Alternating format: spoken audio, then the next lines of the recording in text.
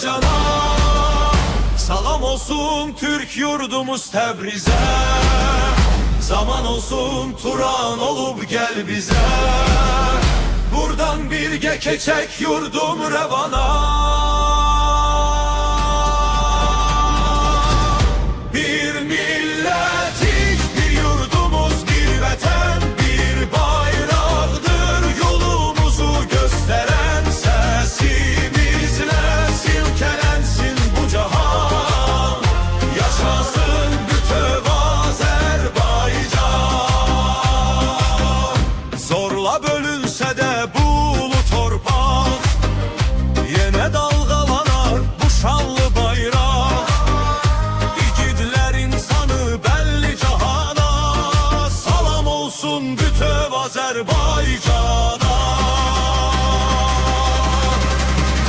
Bir milletik, bir yurdumuz, bir vətən, bir bayraqdır yolumuzu gösteren. Sesimizle silkelensin bu cahan, yaşasın bütöv Azerbaycan.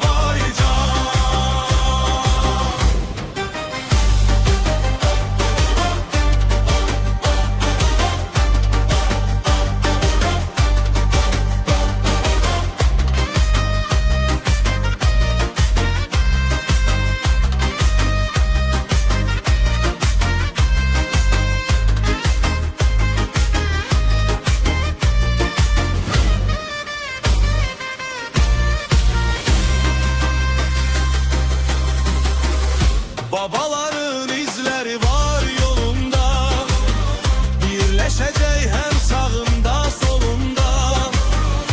Kavuşacak ayrı canlar bu cana, salam olsun bütöv Azerbaycana.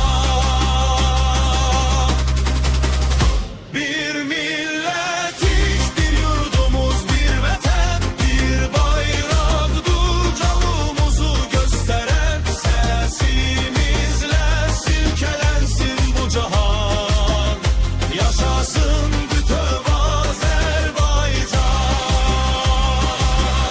Adın değişse de tarih değişmez, İsmail yurdunu kimseler silmez.